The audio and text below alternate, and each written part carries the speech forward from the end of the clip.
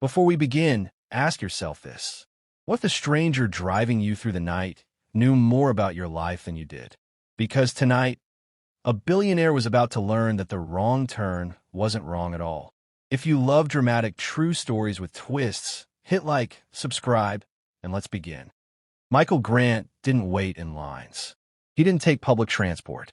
And he definitely didn't ride in old, rattling yellow taxis that smelled like rainwater and coffee stains. But tonight, fate didn't care about the billionaire's rules. His luxury chauffeur was stuck behind a 12-car pileup due to a massive storm sweeping across the city. Michael had a board meeting in 20 minutes. So for the first time in years, he stepped off the curb and into an ordinary taxi. The driver, a middle-aged man with warm brown eyes, a scruffy beard, and a gentle, tired voice, glanced at him through the mirror. "Rough night, sir." Michael didn't answer. He simply barked, "Just drive." The driver nodded and quietly pulled into the rain-swept street. Michael stared at his phone as he typed a furious message to his assistant. But then the taxi slowed, taking a turn Michael didn't recognize. He looked up sharply. "That's not the way to Grant Tower." The driver didn't flinch. "I know, sir." Michael frowned. "You took the wrong turn." "No," the driver said softly. "I took the right one." Michael's heartbeat kicked up. What's that supposed to mean? But the driver didn't answer. The taxi continued deeper into older, dimly lit streets, areas Michael hadn't seen in decades. He tried to regain control. "Look, if this is some kind of joke, I'll have your license revoked." Still no reaction.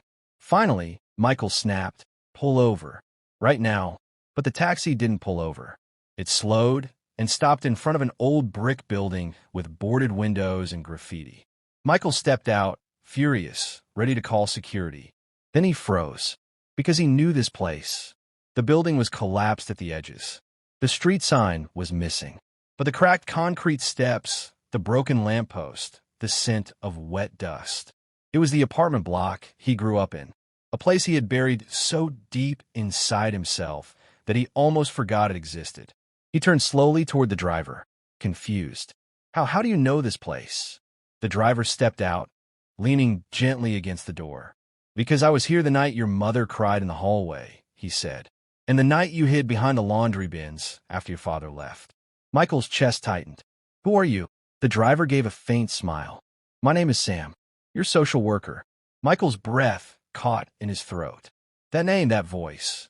He remembered a man who used to visit with food boxes, warm coats, and gentle words.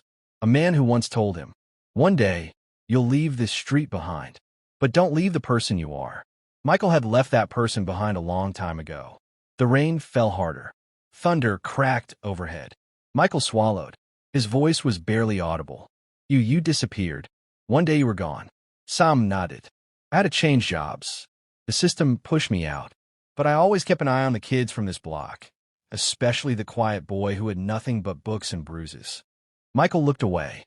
Sam continued, "When I saw your interview last week, the one where you said people who struggle are simply lazy, I knew you forgot who you were." Michael winced. He remembered saying that. He said a lot of heartless things. "Why bring me here?" Michael asked. Sam motioned toward the building. "Because before you make decisions that affect thousands of families, you need to remember the families you came from." Michael shook his head. "This is manipulative." Sam didn't get angry. Instead, he walked over to the building's broken doorway and pointed inside. "I want to show you something." Against his will, Michael followed. The hallway was dark, silent, and cold. Dust coated the air. Sam used a flashlight on his phone to illuminate the narrow corridor. "Right here," Sam said, stopping beside a faded patch of wall, "is where you carved your initials after your father left. You were 7. You told me you wanted to mark a place so the world wouldn't forget you." Michael felt the air leave his lungs. There they were. Small, shaky letters. MG. His childhood.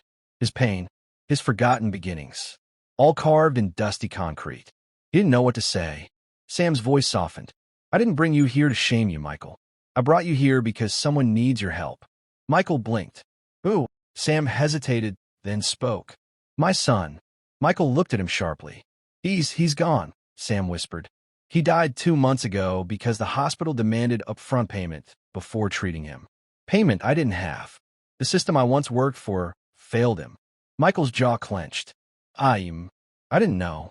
No, Sam said. You didn't care to know. The words hit like a punch to the chest. Sam stepped back, giving Michael space. You're not a bad man, Michael. You're just a man who forgot. So tonight, I took you back to the start. The silence stretched between them. Heavy, emotional, real. Finally, Sam turned away. You can go. I'll drive you wherever you want. My job here is done. But Michael shook his head slowly. No, he said, voice trembling. Not yet. Not until you tell me what I can do now. And that was the moment everything began to change. Michael's voice trembled, not from fear, but from something he hadn't felt in years, humility. What can I do now? He asked softly. Sam stood still, rain dripping from his coat as he stared at the broken building. I didn't bring you here for money, he said. I brought you here because you needed to see what happens when someone who could help chooses not to. Michael stepped closer. Tell me about your son. Sam exhaled, long and heavy. His name was Daniel. He was 23. Smart kid. Want to be a paramedic. The irony, right? Michael lowered his head. He had a severe asthma attack, Sam continued.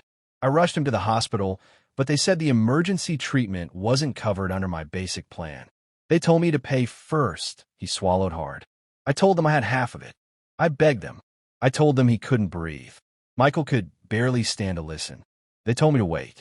By the time they brought him in, Sam tapped his chest. He was gone. The rain fell harder, as if the sky itself grieved with him. Michael Viopered. I'm so sorry. Sam didn't answer. His silence said everything.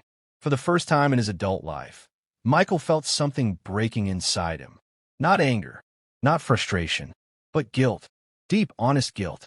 He had built his empire on efficiency, cost-cutting, and harsh policies, forgetting that those policies shaped real lives.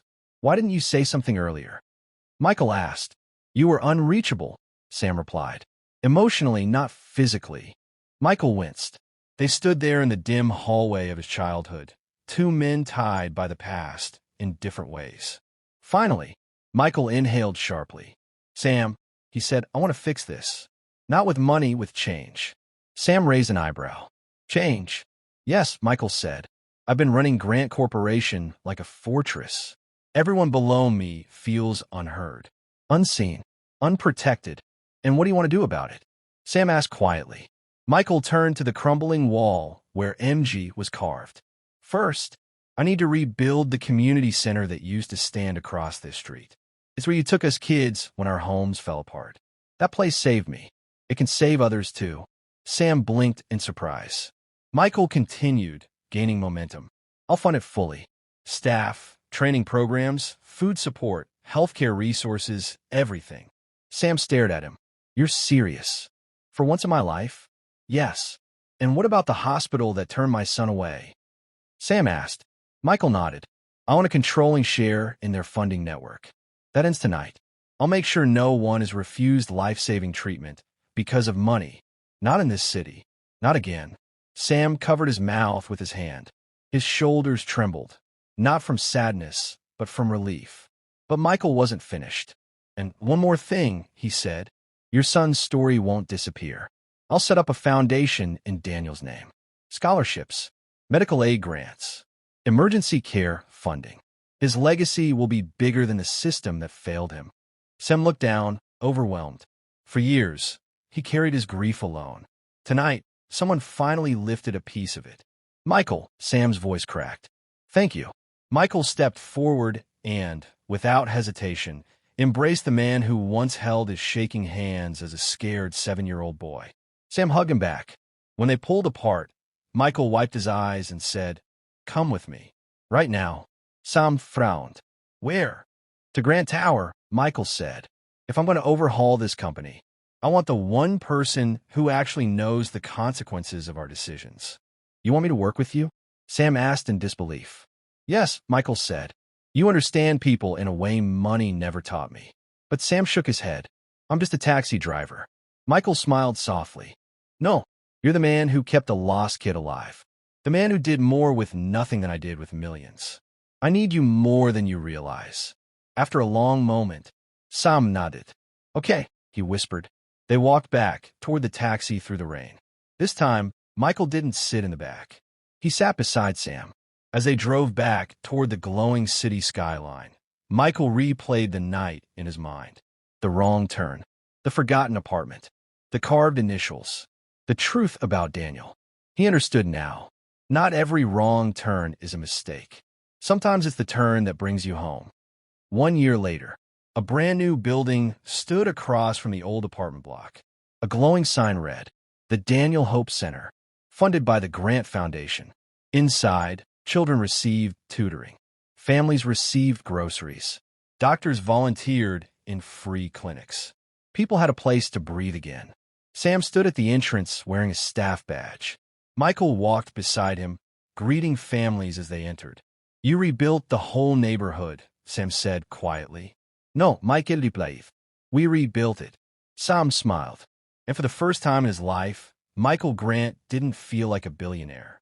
He felt like the boy who carved initials into a wall. But this time, he wasn't trying to be remembered. He was trying to make sure no one was forgotten. Before you go, what would you have done if you were in Michael's position? Tell me in the comments. Don't forget to like, subscribe, and turn on notifications for more stories like this.